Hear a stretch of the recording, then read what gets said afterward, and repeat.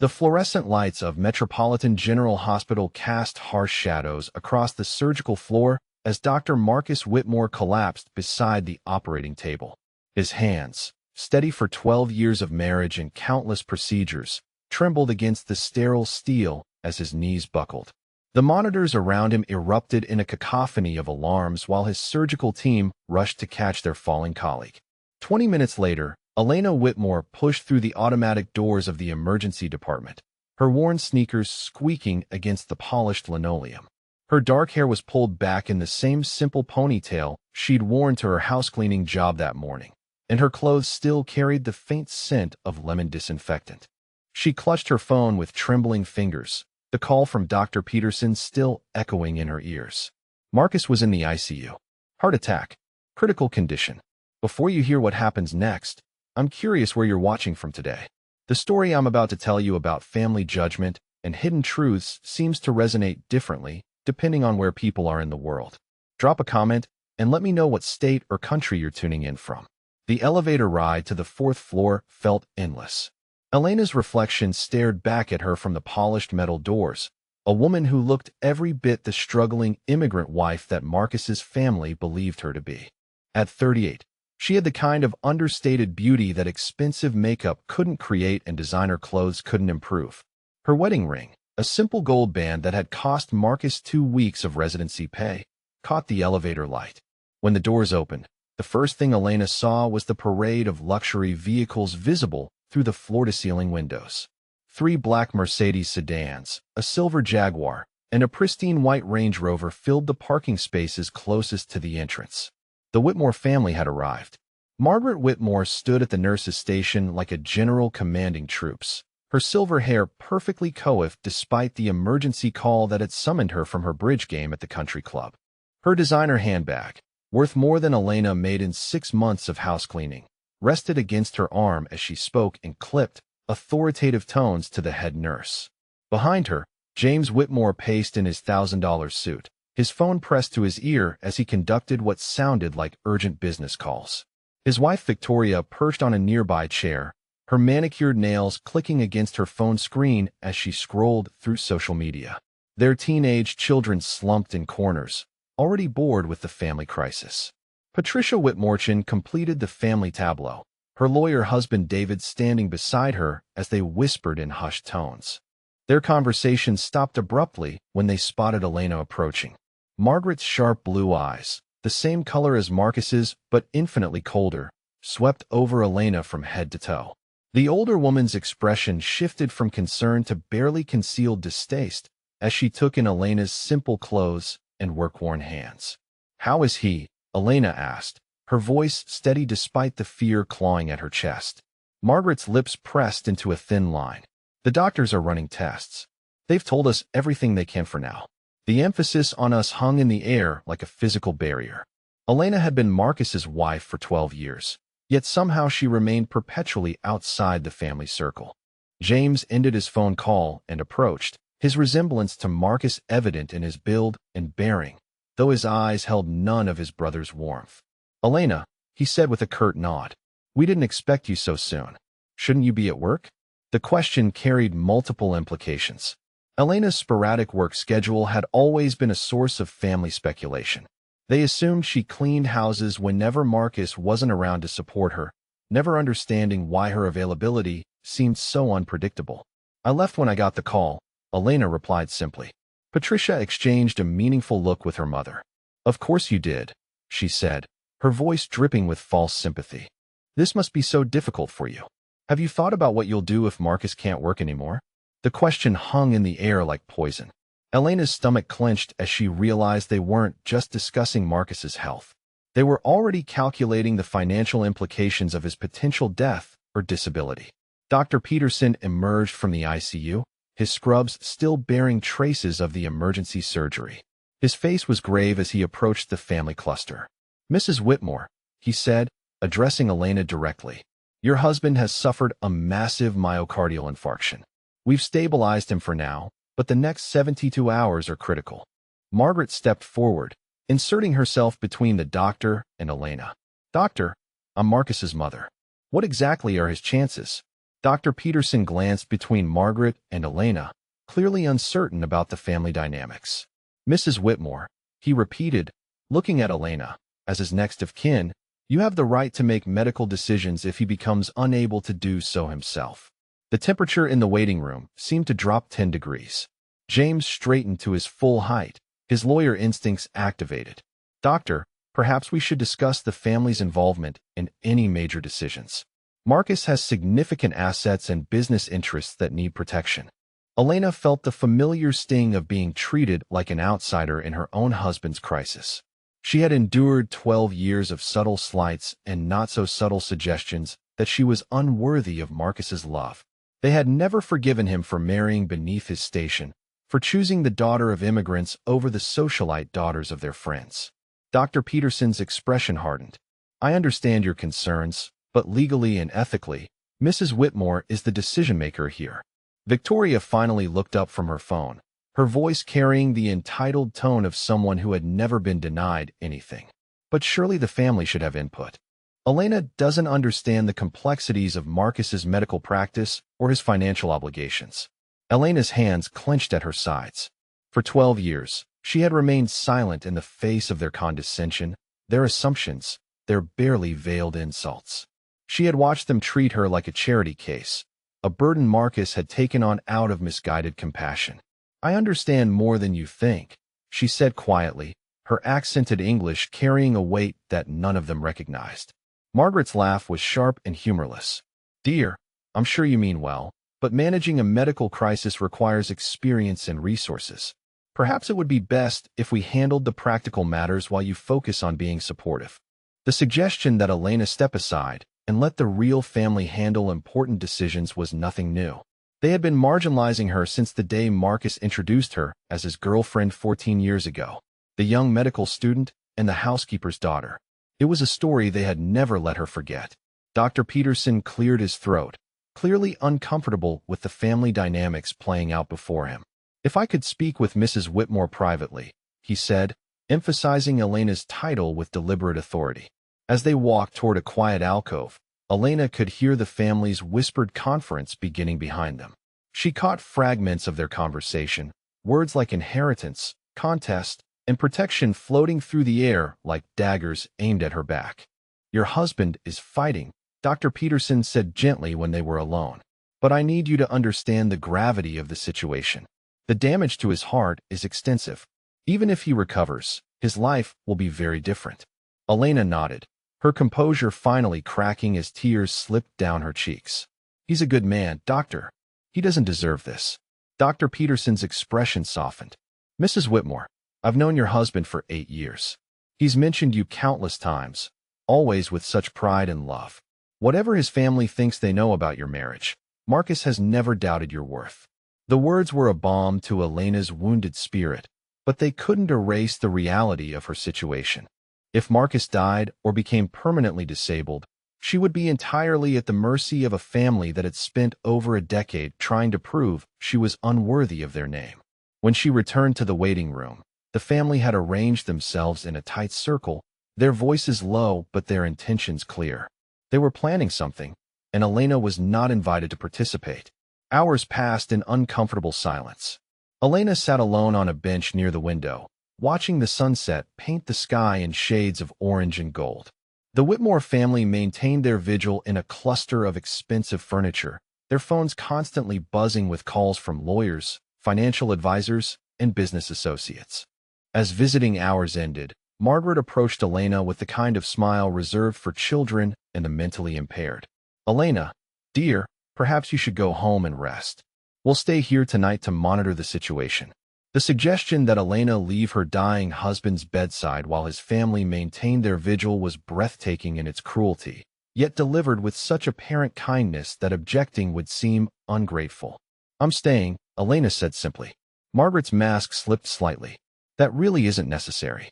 The hospital has our contact information, and we're much better equipped to handle any complications that might arise. The implication was clear. Elena was not equipped for anything more challenging than cleaning floors and serving coffee. She was a burden, an obstacle, a problem to be managed rather than a grieving wife to be supported. As the night wore on, Elena maintained her solitary vigil while the Whitmore family rotated through shifts, always ensuring that one of them remained to oversee the situation. Their whispered conversations continued, and Elena caught enough fragments to understand that they were already discussing the aftermath of Marcus's expected death. She closed her eyes and thought about the phone call she would need to make tomorrow. There were people who needed to know about Marcus's condition, people who would be devastated to learn that the brilliant young doctor they had supported through medical school was fighting for his life. Elena's phone buzzed softly in her purse, and she glanced at the screen to see a message in Spanish from someone the Whitmore family would never understand. The text was brief but carried the weight of an empire built on education and hope. Elena read it twice before deleting it, as she had done with hundreds of similar messages over the years.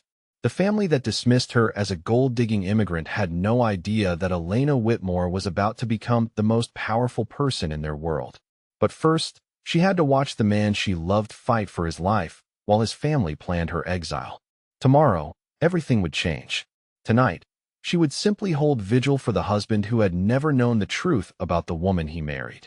By the third day, Marcus had slipped into a medically induced coma, and the Whitmore family's true nature emerged like vultures circling a dying animal. The ICU waiting room had become their unofficial headquarters, with Margaret holding court from the corner suite where she directed family operations with military precision. Elena sat in the same plastic chair she had occupied for 72 hours, her vigil unbroken except for brief trips to the cafeteria and restroom.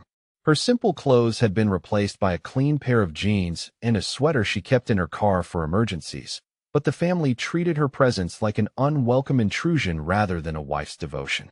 Margaret's voice carried clearly across the waiting area as she spoke into her phone, making no effort to lower her tone despite Elena's proximity. "Yes, Harold, I understand the legal complexities, but we need to move quickly. If Marcus doesn't survive this, we cannot allow 12 years of poor judgment to destroy everything our family has built." Elena's hands tightened around her coffee cup, the cheap hospital brew growing cold as she listened to her mother-in-law discuss her like a financial liability rather than a grieving spouse. Harold Pembroke had been the Whitmore family attorney for 30 years, handling everything from business acquisitions to trust fund distributions with the kind of discretion that money could buy. James emerged from a hushed phone conversation with his own legal team, his expression grim as he approached his mother. "The asset protection strategies are in place," he said quietly, though his voice still carried to Elena's ears. "We can challenge any will provisions that seem unreasonable or influenced by undue pressure." Patricia looked up from her laptop, where she had been researching inheritance law for the better part of the morning. "The prenuptial agreement only covers divorce proceedings," she said with the clinical detachment of someone dissecting a business problem. "It doesn't address death benefits or inheritance rights acquired during the marriage." Elena closed her eyes and tried to block out their conversation, but Margaret's next words cut through her defenses like a blade. "The woman has been living in our family home for over a decade, wearing Marcus's grandmother's jewelry to social events, presenting herself as something she's never been. We simply cannot allow sentiment to override financial responsibility." Dr. Peterson's morning rounds provided Elena with a temporary escape from the family's increasingly bold discussions. She followed him to Marcus's bedside, where her husband lay surrounded by monitors and machines that tracked every heartbeat, every breath, every sign of life. "Mrs. Whitmore," Dr. Peterson said gently, "his vitals remain stable, but there's been no improvement in brain activity.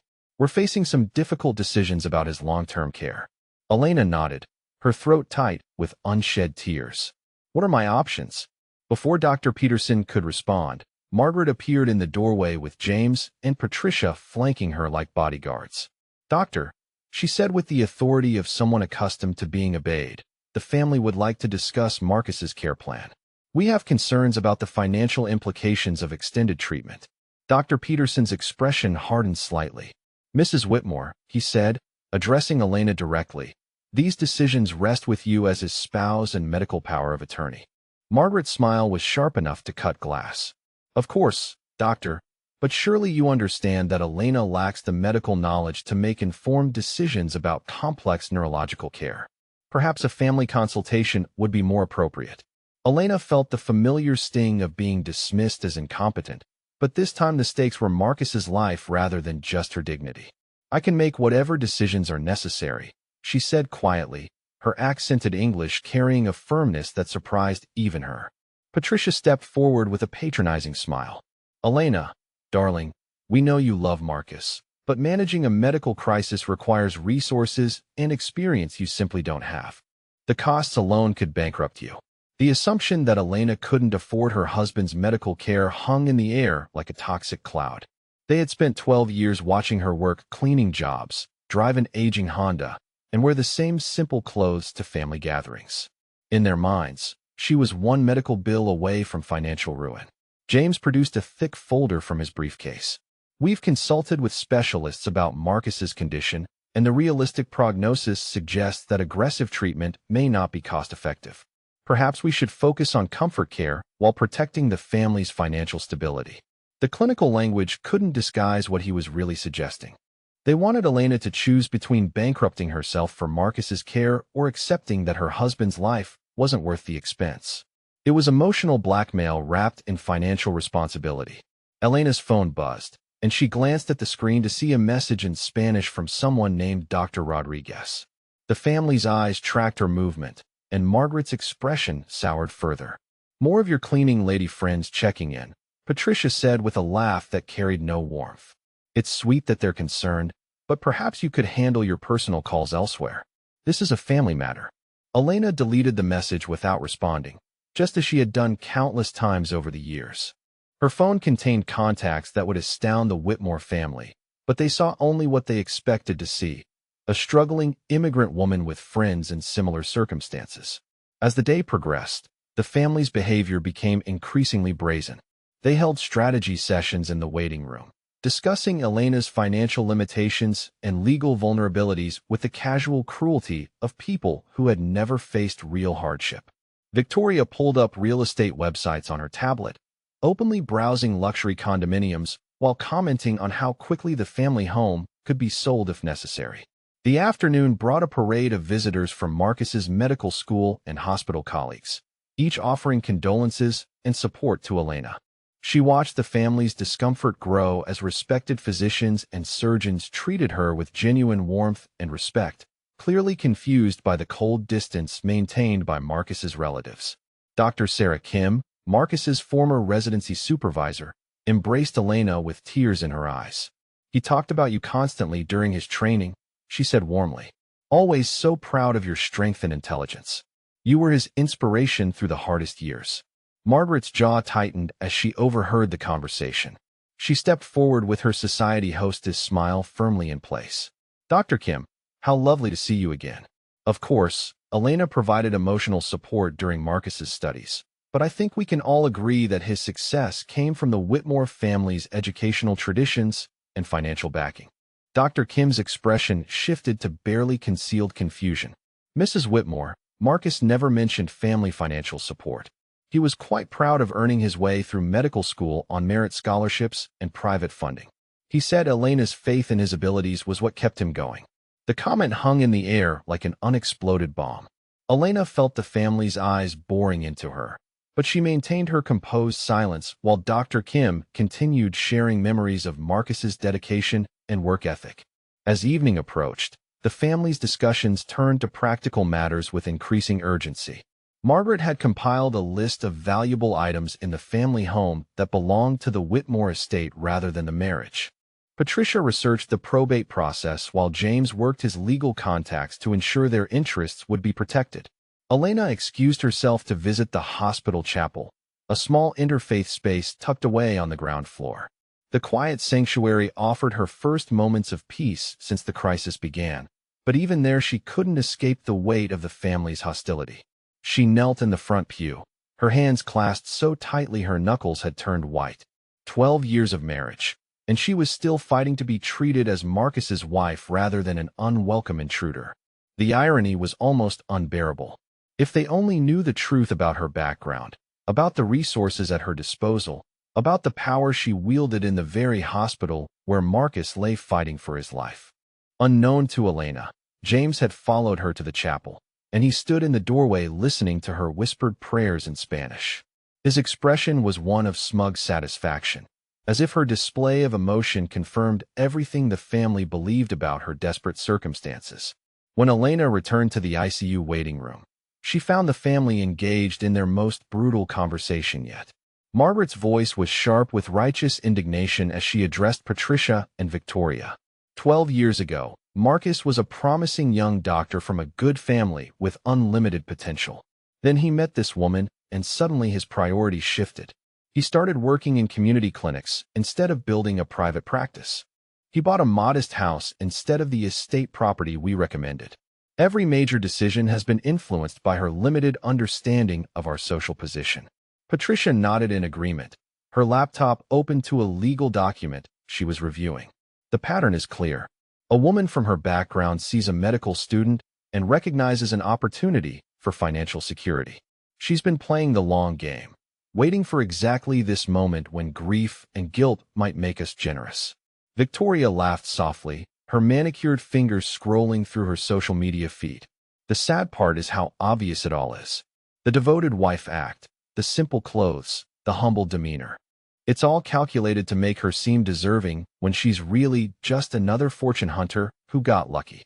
James returned from his chapel surveillance mission, his expression grim. She's in there praying in Spanish, probably asking her Santos to help her get through probate court. The whole performance is almost insulting to anyone with intelligence. Elena appeared in the doorway just as James finished speaking, her face pale but composed. The family fell silent, their expressions showing no shame at being overheard. If anything, Margaret seemed pleased that Elena had heard their assessment of her character and motivations. "Elena, dear," Margaret said with false sweetness, "we were just discussing practical arrangements. If Marcus's condition doesn't improve, you'll need to think about your living situation. The family home is quite expensive to maintain, and without Marcus's income, you might find it overwhelming." The suggestion was delivered like a kindness, but Elena understood the real message. They wanted her gone from the house, removed from the family assets, eliminated as a financial threat before Marcus's death made their legal challenge more complicated. Patricia looked up from her laptop with a sympathetic smile. "We found some lovely apartments in areas that might be more suitable for your budget. Nothing wrong with returning to your roots, especially during such a difficult time." The phrase "returning to your roots" carried the sting of a deliberate insult. They saw her as someone who had climbed above her station through marriage and needed to be returned to her proper place among the working poor.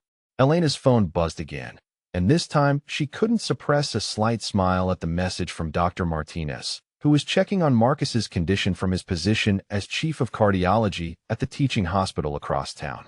The family noticed her expression change and exchanged meaningful glances. "More friends from your housecleaning days?" Victoria asked with mock concern. "It must be nice to have support from your community during such a challenging time." Elena looked up from her phone, and for just a moment, something flickered in her dark eyes that none of the Whitmores recognized. It was the look of someone who had spent years playing a role, waiting for the right moment to reveal the truth about who they really were. Tomorrow, she would begin making the phone calls that would change everything the Whitmore family believed about their world. Tonight, she would simply endure their cruelty a little while longer, secure in the knowledge that their arrogance was about to become their downfall. Marcus Whitmore died on a Thursday morning at 6:47 a.m., his hand wrapped in Elena's as the last beep of the heart monitor faded into silence. For the first time in 5 days, the ICU was quiet except for Elena's soft weeping and the distant sound of the Whitmore family arguing in the hallway about funeral arrangements. Elena had been alone with her husband when his breathing finally stopped, the family having retreated to the cafeteria after another heated discussion about medical expenses and care directives. In his final moments, Marcus's eyes had flickered open briefly, and Elena was certain he had squeezed her hand before slipping away forever.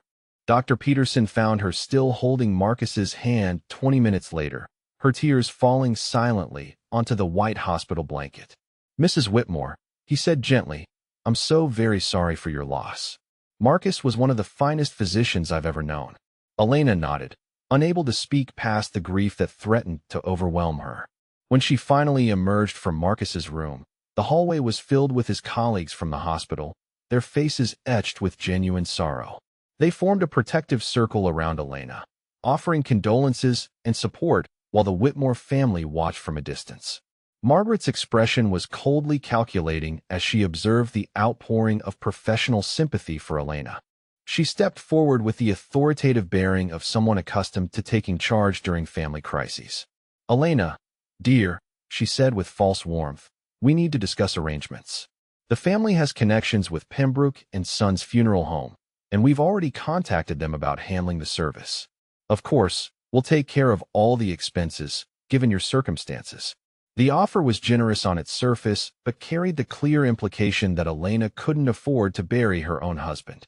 It also positioned the family as the decision-makers while reducing Elena to a grateful recipient of their charity. Patricia approached with a leather portfolio containing what appeared to be pre-written funeral plans. "We've selected the Whitmore family plot at Woodlawn Cemetery, and we think Marcus would want the traditional Episcopal service at St. Mark's. The reception can be held at the country club, where he'll be remembered by all the right people." Elena listened to their plans with growing numbness. They were organizing Marcus's funeral like a society event, complete with guest lists and networking opportunities. The man who had dedicated his career to serving underserved communities was being transformed into a symbol of social status and family prominence. James produced his phone and began scrolling through contacts. "I'll handle the obituary for the Times and the medical journals. We'll emphasize his family connections and social contributions while keeping the focus on his professional achievements." The funeral planning continued around Elena, as if she were merely an observer rather than the widow. The family selected flowers, music, and speakers with the efficiency of a corporate board meeting, their choices reflecting their image of who Marcus should have been rather than who he actually was. 3 days later, St. Mark's Episcopal Church was filled with an odd mixture of mourners. The front pews held the Whitmore family and their social circle, dressed in expensive black attire and displaying the kind of controlled grief appropriate for public viewing. Behind them sat Marcus's colleagues from the hospital, community clinic volunteers, and former patients whose lives he had touched. Elena sat in the front row wearing a simple black dress that Margaret had pointedly suggested might be more appropriate than her original choice. The family's subtle control extended even to her appearance, ensuring she looked the part of the grateful widow who knew her place. The service proceeded with military precision, each element carefully orchestrated to reflect the Whitmore family's values and social position. Margaret delivered a eulogy that painted Marcus as the perfect son who had honored family traditions while building a distinguished career. James spoke about legacy and achievement, while Patricia emphasized the importance of maintaining family unity during difficult times. Elena had been offered the opportunity to speak but had declined, knowing that her words about Marcus's true passions and values would clash with the narrative the family was constructing. Instead, she listened to their version of her husband's life and wondered if they had ever really known him at all. The most striking moment came during the flower presentations. The expected arrangements arrived from family friends, medical societies, and social organizations. But Elena watched with quiet satisfaction as dozens of additional bouquets were delivered throughout the morning, each bearing cards written in Spanish, Tagalog, Vietnamese, and a dozen other languages. Margaret's expression grew increasingly puzzled as she observed the diverse array of mourners approaching Elena with obvious affection and respect. These weren't the cleaning ladies and housekeepers the family had assumed comprised Elena's social circle. Many were well-dressed professionals who spoke to Elena in multiple languages and treated her with a deference that didn't fit their assumptions about her background. Dr. Liu, the chief of pediatric surgery, embraced Elena warmly and spoke to her in what sounded like Mandarin. Elena responded fluently, their conversation flowing naturally as other mourners waited respectfully for their turn to offer condolences. Patricia leaned toward her mother, her voice barely above a whisper. "I had no idea Elena spoke Chinese. How many languages does she know?" Margaret's jaw tightened as she watched Elena converse effortlessly with mourners from what appeared to be every continent. The woman they had dismissed as an uneducated immigrant was demonstrating linguistic abilities that exceeded those of anyone in the Whitmore family. The reception at the country club provided even more surprises. Elena moved through the crowd with quiet grace, accepting condolences from people who clearly knew her well, but whom the Whitmore family had never encountered. Several appeared to be physicians themselves, based on their conversations about medical conferences and research projects. Victoria cornered her husband David with growing concern. "Who are these people?" she whispered urgently. "Half of them look like they could be department heads at major hospitals, and they're all treating Elena like she's somebody important." David had been conducting his own subtle reconnaissance, striking up conversations with Elena's mysterious supporters. The information he gathered was deeply troubling for the family's assumptions about her status and resources. James, his brother-in-law, reported quietly, "I just spoke with someone who claims to be a cardiovascular surgeon at Johns Hopkins. He said Elena was instrumental in establishing some kind of international medical fellowship program. None of this makes sense with what we know about her background." The family's confusion deepened as the afternoon progressed, but their primary focus remained on the practical matters awaiting them. Margaret had scheduled the will reading for the following Monday, confident that whatever surprises Elena's mysterious supporters might represent, they couldn't change the fundamental reality of her financial situation. Monday morning arrived gray and drizzly, matching the somber mood as the family gathered at the law offices of Whitmore, Pembroke and Associates. The building was a monument to old money and established power, its marble columns and mahogany-paneled conference rooms designed to intimidate those who didn't belong in such rarefied spaces. Elena arrived precisely on time, wearing the same simple black dress from the funeral and carrying a worn leather handbag that looked out of place in the opulent surroundings. The family was already seated around the massive conference table, their expensive suits and designer accessories creating a stark contrast with Elena's modest appearance. Harrison Webb, the senior partner who had handled Whitmore family affairs for 3 decades, entered with the gravity befitting the occasion. His silver hair and distinguished bearing reflected years of managing the legal affairs of the city's most prominent families. "Ladies and gentlemen," he began with formal precision, "we are here for the reading of the last will and testament of Dr. Marcus Elliot Whitmore. I want to thank you all for gathering during this difficult time." Margaret sat with her hands folded, the picture of dignified grief masking her anticipation of finally seeing Elena's financial limitations exposed in legal documents. James had his portfolio ready to take notes on asset distributions, while Patricia prepared to document anything that might require future legal challenge. Webb began with the standard language of wills, establishing Marcus's sound mind and legal capacity at the time of drafting. He then moved to specific bequests with the methodical pace of someone who had conducted hundreds of such readings. "To my beloved mother, Margaret Whitmore, I leave my grandfather's pocket watch, my father's medical bag, and the family photographs that have always meant so much to our family history." Margaret's smile was barely perceptible as she accepted the sentimental items that confirmed her position as the keeper of family traditions. "To my brother James, I leave my medical school textbooks, my diplomas and certificates, and my collection of antique surgical instruments, trusting that he will preserve these symbols of our shared commitment to healing." James nodded with satisfaction, pleased that Marcus had acknowledged their professional bond, even if the items themselves held more sentimental than monetary value. "To my sister Patricia, I leave my mother's jewelry collection and the crystal stemware that has been used for family celebrations for 3 generations." Patricia's expression reflected her pleasure at receiving items that would reinforce her role as the new family matriarch, responsible for maintaining social traditions and entertaining standards. Webb paused and turned to Elena, his expression softening slightly. "To my beloved wife Elena, I leave our family home at 1247 Elmwood Drive, my personal medical practice including all equipment and patient files, and my heartfelt gratitude for 12 years of love, support, and partnership that made every day of my life better than I deserved." The family exchanged glances of relief. Elena was receiving significant assets, but nothing that would give her long-term financial security or challenge their own inheritances. The house had a mortgage, and Marcus's small practice generated modest income at best. Webb seemed to hesitate, then reached for a second folder that had been sitting unopened beside the will.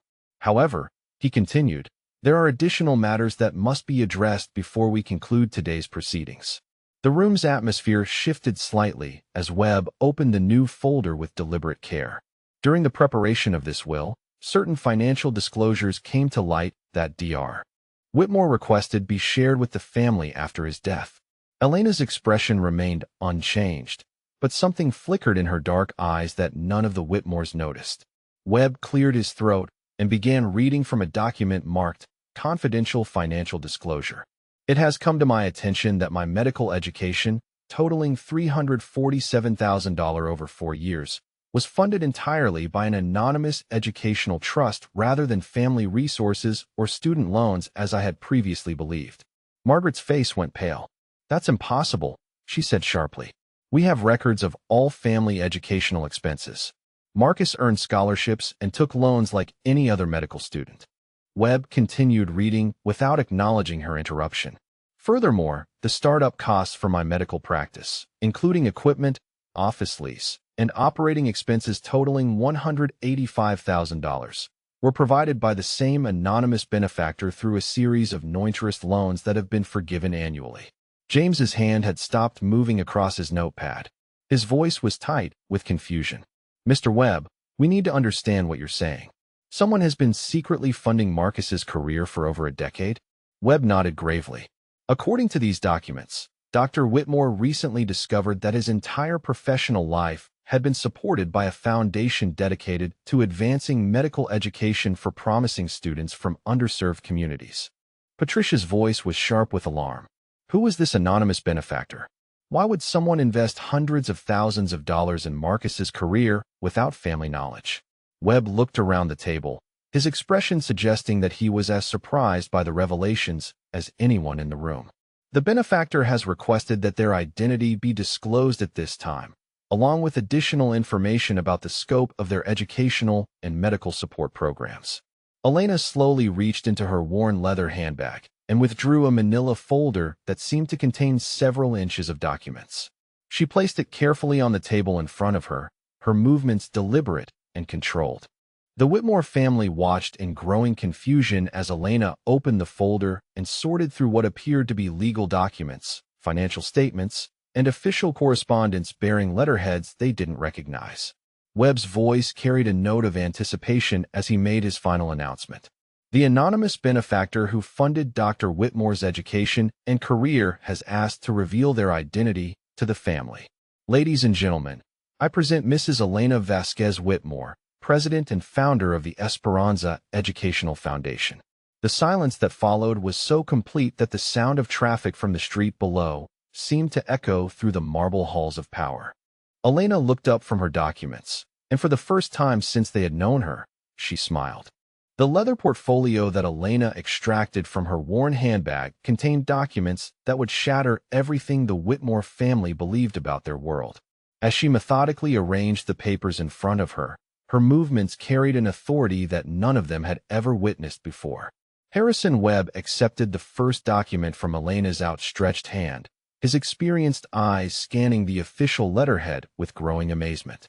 "Ladies and gentlemen," he announced in a voice that had lost its professional composure, "I am reading from the Articles of Incorporation for the Esperanza Educational Foundation, established in 2003 and registered in the state of Delaware." Margaret's face had drained of all color, but she managed to maintain her rigid posture as Webb continued reading. "The foundation's stated mission is to provide comprehensive educational funding for promising students from underserved communities pursuing careers in medicine, engineering, and social services." James leaned forward, his legal mind struggling to process the implications of what he was hearing. "Mr. Webb, what does this have to do with Marcus's education funding?"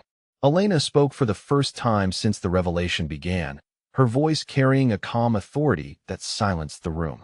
"The Esperanza Foundation has provided full educational funding for 847 medical students over the past 22 years.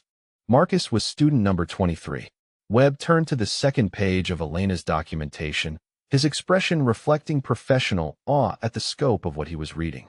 The Foundation's current assets, as of the most recent audit, total $847 million distributed across educational endowments, research grants, and direct student support programs. Patricia's smartphone clattered to the floor as her hands began to shake. "That's impossible," she whispered, her voice barely audible. "Elena cleans houses. She drives an old Honda. She shops at discount stores. Elena's smile carried no warmth as she responded to Patricia's assessment. I have a PhD in International Economics from Stanford University, completed in 1998. I earned my MBA from Wharton School of Business in 2000, specializing in nonprofit management and educational policy. I established the Esperanza Foundation with my inheritance from my maternal grandfather's coffee export business. Webb continued reading from Elena's credentials file, each revelation hitting the family like successive hammer blows. Dr. Vasquez Whitmore serves on the boards of directors for Metropolitan General Hospital, where her husband practiced, Children's Hospital of Philadelphia, and the International Association of Educational Philanthropists. Margaret's voice cracked as she attempted to process the information. You're telling us that Elena has been secretly running a nearly billion-dollar foundation while we thought she was struggling to pay rent? Elena's response was measured and precise, delivered with the confidence of someone accustomed to addressing boardrooms and academic conferences. The foundation operates from a discreet office building downtown. I have maintained a deliberately modest public profile to avoid the kind of attention that interferes with our educational mission. James frantically scribbled notes, his legal training kicking in despite his shock. Elena, why didn't Marcus know about your background? Why did you let us believe you were financially dependent on him? For the first time, Elena's composure softened slightly as she spoke about her late husband. Marcus applied for educational funding through standard channels, just like hundreds of other qualified candidates. The foundation's selection committee chose him based on his academic merit and commitment to serving underserved populations. We met 6 months later at a medical conference where I was presenting research on healthcare accessibility. Webb turned to another section of Elena's documentation, his voice reflecting growing amazement at each new revelation. The Esperanza Foundation has funded the construction of 23 community medical clinics, established 15 research fellowships at major medical universities, and provided over $200 million in direct educational grants over the past 2 decades. Victoria's carefully maintained composure finally cracked completely. You mean Elena is one of those major donors who gets buildings named after them and sits at the head table at charity galas? Elena's laugh was soft, but carried an edge that none of them had ever heard before. I prefer to maintain anonymity in my philanthropic work. The foundation's name appears on buildings and research programs, but my personal involvement is known only to select colleagues and recipients who have proven themselves worthy of trust. Webb read from what appeared to be a financial summary, his voice taking on the tone of someone delivering news that defied belief. Dr. Vasquez Whitmore's personal assets, separate from the foundation's holdings, include real estate investments valued at $127 million, a portfolio of international securities worth approximately $89 million, and liquid assets sufficient to fund the foundation's operations independently for the next 15 years. Patricia's face had gone ashen as she began to understand the true scope of Elena's wealth and influence. Elena, when you drove that old Honda to family dinners and wore the same dress to 3 different Christmas parties, you were worth hundreds of millions of dollars? Elena's response carried the weight of someone who had endured years of condescension while possessing the power to change lives with a single phone call. I drove a reliable vehicle and wore appropriate clothing for family gatherings. My resources were dedicated to educational funding rather than personal display, as they have been for the past 25 years.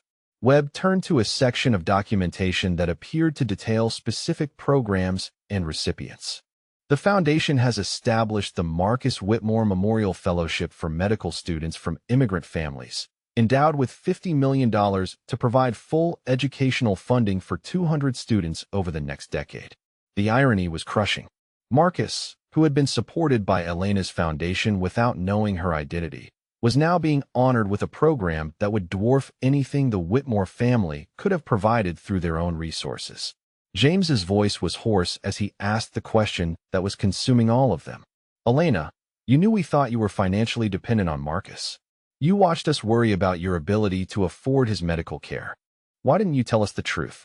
Elena's expression hardened as she addressed the family that had spent 12 years treating her like an unwelcome burden. I watched you demonstrate your true characters when you believed I was powerless. You revealed your values when you thought there would be no consequences for your cruelty. Margaret attempted to regain some semblance of control over the situation that had spiraled so far beyond her comprehension. Elena, surely you understand that we were simply concerned about family financial security. If we had known about your resources, our approach would have been entirely different. Elena's response was delivered with the cold precision of someone who had built an empire while being dismissed as irrelevant. Mrs. Whitmore, I have recordings of your family discussions over the past week. Your concerns were never about financial security. Your concerns were about removing me from any inheritance before I could become a burden on your lifestyle. Webb produced what appeared to be the final section of Elena's documentation, his hands trembling slightly as he read the summary. The Esperanza Foundation employs 127 full-time staff members, maintains offices in 8 countries, and has been recognized by the United Nations for its contributions to global educational accessibility. Patricia's voice was barely a whisper as she asked the question that terrified her most. Elena, what happens now? What happens to us? Elena stood slowly, her transformation from perceived victim to revealed authority figure complete.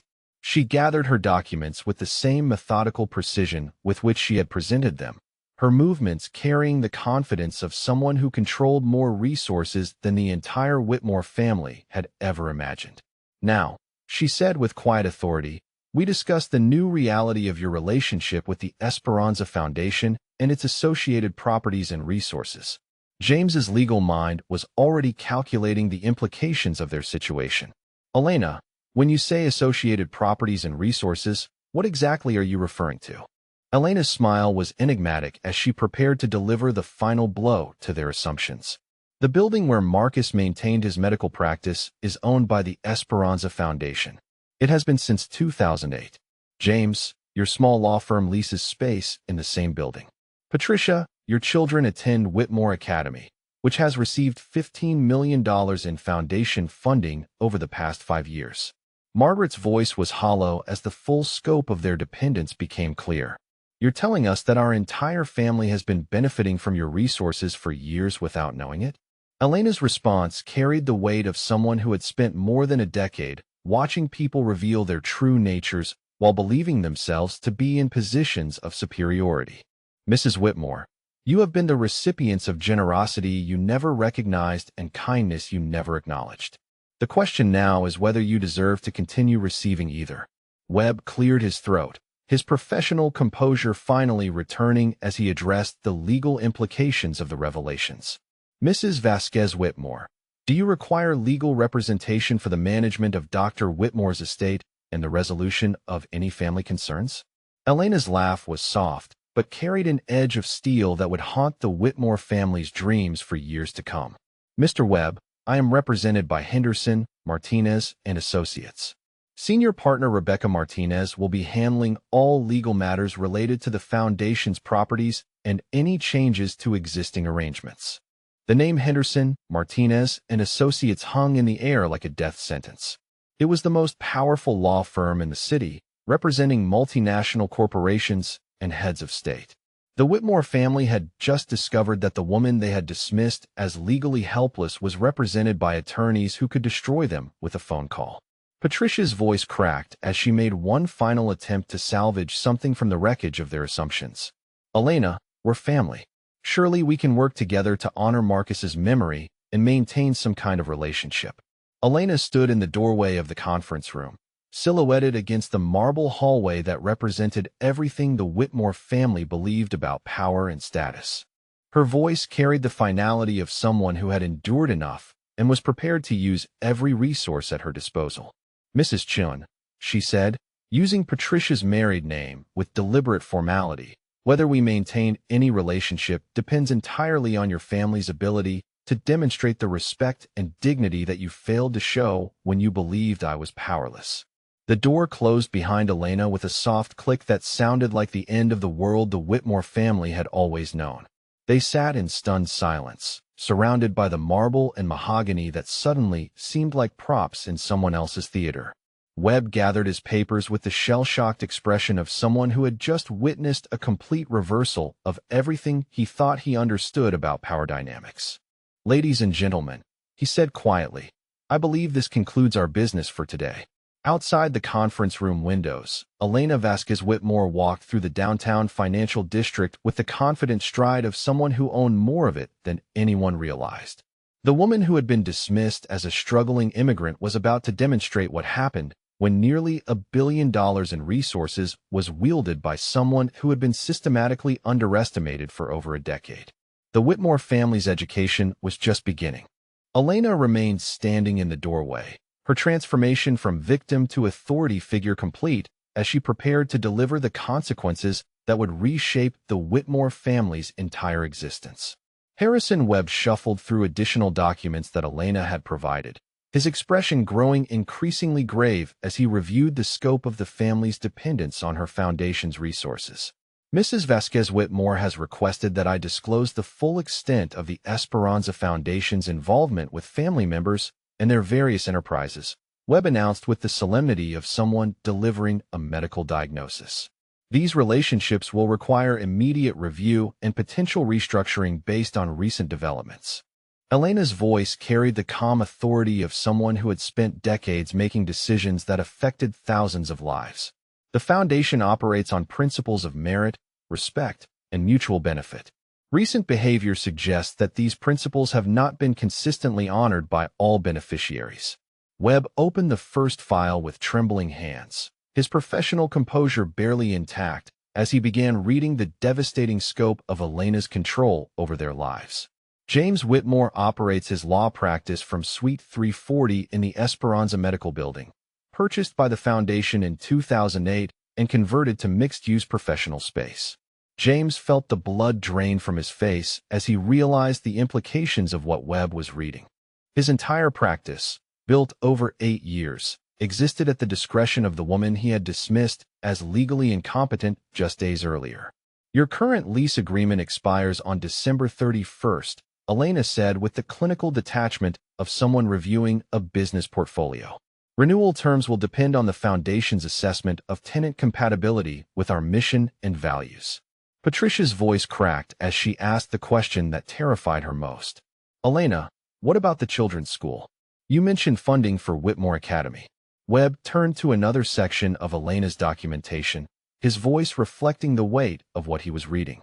The Esperanza Foundation has provided $15 million in scholarship funding to Whitmore Academy over the past 5 years, supporting 67% of the current student body, including Patricia Chin's 3 children. Elena's expression remained neutral as she addressed Patricia directly. Your children Emma, Michael, and Sarah have received full academic scholarships since 2019. Their continued enrollment depends on the foundation's ongoing commitment to supporting qualified students whose families demonstrate appropriate gratitude and respect. Margaret had been sitting in stunned silence, but Elena's next revelation shattered even her iron composure. The Willowbrook retirement community, where Margaret has resided since 2020, receives substantial annual funding from the Esperanza Foundation to maintain its high-end amenities and medical services. Webb's hands were visibly shaking as he read from Elena's files. Mrs. Margaret Whitmore's residence is subsidized through the Foundation's Senior Care Initiative, which covers 78% of her monthly expenses including medical care, dining services, and recreational activities. Elena's voice carried no emotion as she delivered the final blow to Margaret's sense of financial independence. Your lifestyle at Willowbrook costs $12,000 per month. You contribute $2,640. The foundation covers the remaining $9,360 monthly, totaling $112,320 annually. The silence that followed was broken only by Victoria's strangled gasp as she realized that everything they had assumed about their financial security was built on Elena's continued generosity. The woman they had treated like a burden was personally funding their entire way of life. Elena reached into her portfolio and withdrew a small digital recorder, placing it on the conference table with deliberate precision. The Esperanza Foundation maintains detailed records of all interactions with beneficiaries to ensure proper stewardship of charitable resources. Webb's expression reflected professional horror as Elena activated the device and Margaret's voice filled the conference room with crystal clarity. The woman has been living in our family home for over a decade, wearing Marcus's grandmother's jewelry to social events. presenting herself as something she's never been. We simply cannot allow sentiment to override financial responsibility. The recording continued with James's voice discussing legal strategies to challenge Elena's inheritance rights, followed by Patricia's research into Elena's supposed financial limitations and Victoria's cruel laughter about the devoted wife act being calculated to seem deserving. Elena allowed several minutes of their recorded conversations to play before shutting off the device, her expression colder than any of them had ever seen. The Foundation's board of directors reviewed these recordings yesterday. They are deeply concerned about the ethics of continuing support for individuals who demonstrate such callous disregard for the values we represent. James tried to salvage something from the wreckage of their situation, his legal training kicking in despite his shock. Elena, surely we can discuss this as family. Those conversations took place during an extremely emotional time. We were grieving and not thinking clearly about the implications of our words. Elena's laugh was soft, but carried no warmth whatsoever. Mr. Whitmore, your lease renewal application was submitted 3 weeks before Marcus died. Your conversations about protecting family assets from me began the day he was admitted to the hospital. This was not grief. This was calculated cruelty towards someone you believed was powerless. Patricia made one desperate attempt to appeal to Elena's mercy. Elena, please, the children don't deserve to suffer for our mistakes. They love their school and their friends. Surely we can find some way to work together for their sake. Elena's response was delivered with the precision of someone who had built an empire while being systematically underestimated. Mrs. Chun, your children will continue their education at Whitmore Academy as long as they meet academic standards and their family demonstrates appropriate respect for the Foundation's values. However, your understanding of what constitutes appropriate behavior requires significant adjustment. Webb gathered the documents with the shell-shocked expression of someone who had witnessed a complete reversal of power dynamics. Mrs. Vasquez Whitmore, do you require any additional legal documentation for these arrangements?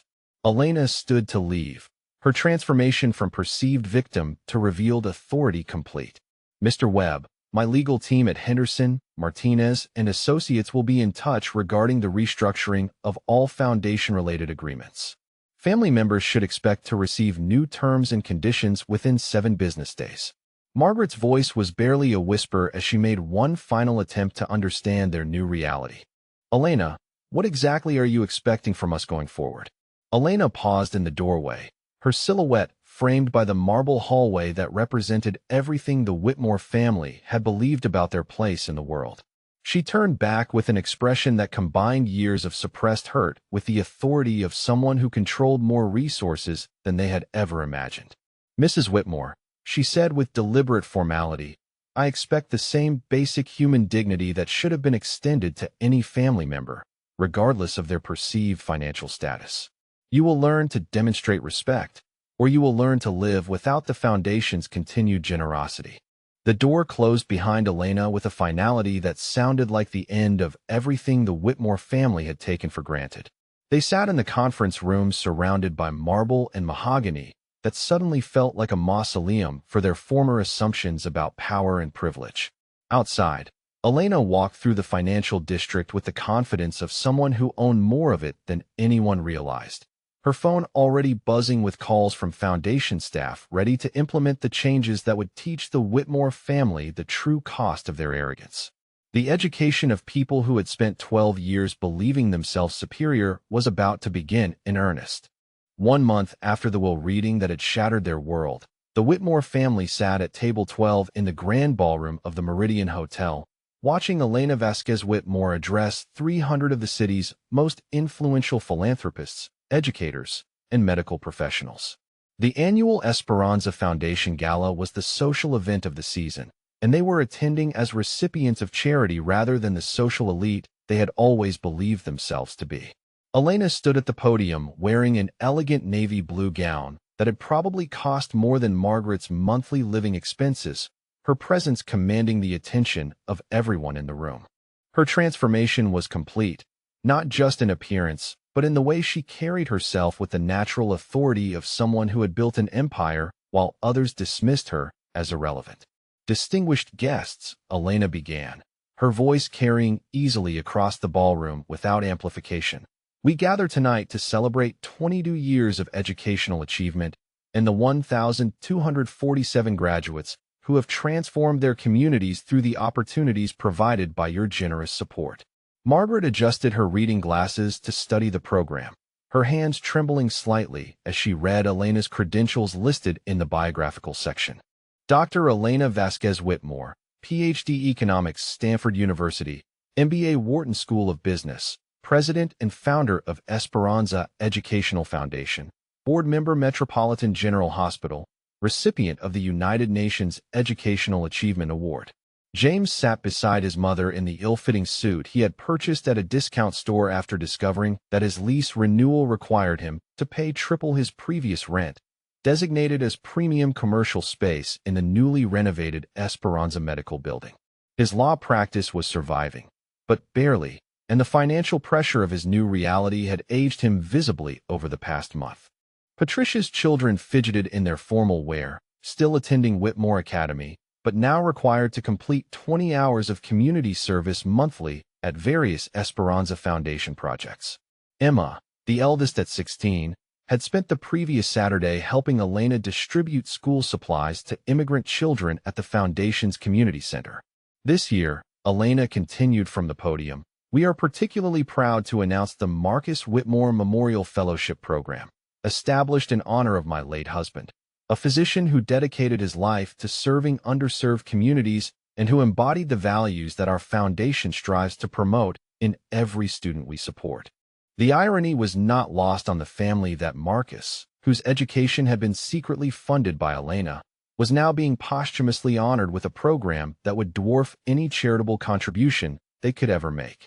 The $50 million endowment represented more money than the entire Whitmore family net worth combined. Victoria leaned toward her husband David, her voice barely audible above the polite applause. Look at her up there, completely in her element. How did we never see this? How did we mistake someone who commands this kind of respect for a struggling housewife? Elena's speech continued with the polished delivery of someone accustomed to addressing world leaders and academic conferences. The foundation has provided full educational funding for 847 medical students, 312 engineers, 203 social workers, and 128 educators who are now serving communities across 6 continents. Tonight, we welcome 67 new scholarship recipients who represent the next generation of leaders committed to using their education to uplift others. Margaret's voice was hollow as she whispered to James. We treated her like she was lucky to sit at our family table, and she was funding hospitals and universities while we worried about country club dues. The program included a video presentation featuring foundation graduates who had gone on to establish clinics in rural areas, design water purification systems for developing nations, and create educational programs for at-risk youth. Elena appeared briefly in several segments, touring medical facilities in Central America and consulting with government officials about healthcare policy. James realized with growing horror that while they had been mocking Elena's occasional absences for charity work, she had been traveling internationally to oversee medical missions and educational initiatives that affected millions of lives. Her simple explanation that she was helping with community projects had been technically accurate while concealing the scope of her global influence. Elena concluded her formal remarks with a tribute that hit the family like a physical blow. My husband Marcus often said that true character is revealed not by how we treat those who can benefit us, but by how we treat those who we believe cannot. Tonight, I ask each of you to consider how we can better recognize the worth in every person we encounter, regardless of their apparent circumstances. The applause was thunderous, and Elena graciously accepted congratulations from the city's mayor, 3 university presidents, and the chief of staff from the hospital where Marcus had worked. She moved through the crowd with the effortless grace of someone who belonged in every room she entered, receiving respect and deference that the Whitmore family was only now beginning to understand.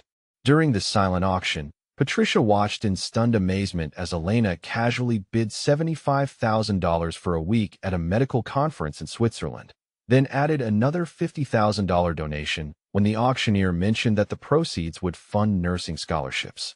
The woman they had accused of gold digging was writing checks that exceeded their annual household income for charitable causes.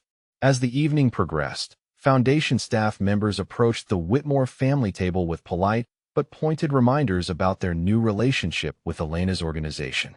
James received his updated lease agreement requiring quarterly reviews of tenant behavior and community involvement. Patricia was presented with forms detailing her children's ongoing scholarship requirements and academic expectations. Margaret was approached by Elena's personal assistant, a distinguished woman named Dr. Carmen Santos, who spoke with the authority of someone accustomed to managing complex international operations. Mrs. Whitmore, Dr. Santos said with professional courtesy, Dr. Vasquez Whitmore has requested that we schedule your quarterly foundation review for next month to ensure continued compatibility with our senior care initiative. The reminder that Margaret's entire lifestyle depended on Elena's continued approval hung in the air like a sword over her head.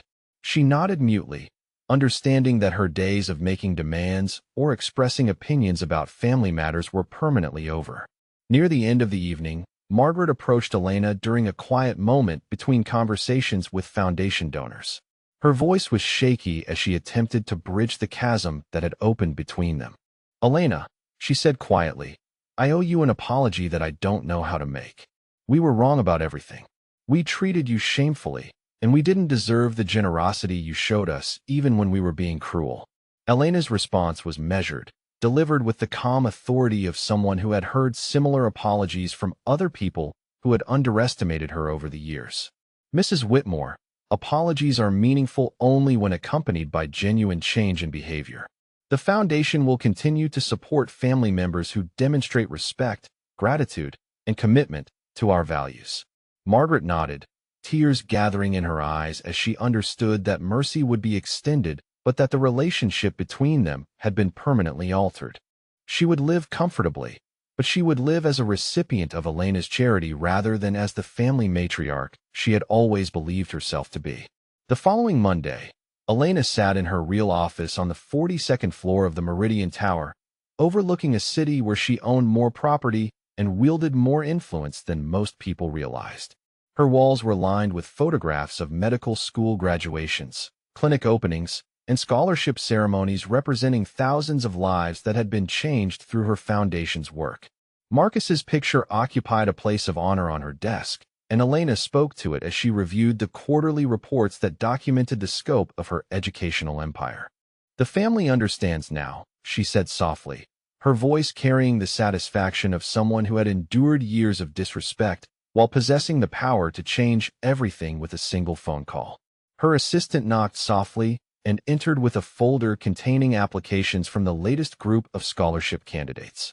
Among them was a young woman whose background was remarkably similar to what the Whitmore family had imagined Elena's to be, the daughter of immigrants, working multiple jobs to support her family while maintaining perfect grades in pre-medical studies. Elena smiled as she reviewed the application, knowing that this young woman would receive the same opportunities that had been provided to Marcus and hundreds of others. The cycle of education and empowerment would continue, creating new generations of professionals who understood that true success meant lifting others as they climbed. The intercom buzzed with a call from the Foundation's legal team, reporting that all Whitmore family members had signed their updated agreements acknowledging their new terms of engagement with Elena's organization. James would pay market rates for his office space. Patricia's children would excel academically and contribute meaningfully to their community. Margaret would live graciously and gratefully in her subsidized retirement. As Elena ended her workday and prepared to leave her office, she reflected on the lesson that the Whitmore family had learned at such great cost. They had spent 12 years judging her worth by her appearance, her accent, and her apparent circumstances, never imagining that the woman serving them coffee at family dinners controlled resources that could transform entire countries. Their education in humility and respect was complete, but the true victory was not in their submission to her authority. The real triumph was in the knowledge that Marcus's memory would be honored through the scholarship program that would help students just like Elena had once been, young people with unlimited potential who needed only opportunity to change the world. Elena Vasquez Whitmore had spent more than a decade being underestimated dismissed, and disrespected by people who never bothered to look beyond their own assumptions. Now they understood the cost of their arrogance. But more importantly, they had learned that true worth cannot be measured by external circumstances and that the greatest power often belongs to those who choose not to display it. The woman they had called a gold digger had been funding their golden lives all along, and justice had never tasted sweeter. What do you think about Elena's approach to handling her family's cruelty? Have you ever encountered someone who turned out to be completely different from your first impression? I'd love to hear your thoughts in the comments about how this story of hidden strength and ultimate justice resonated with you.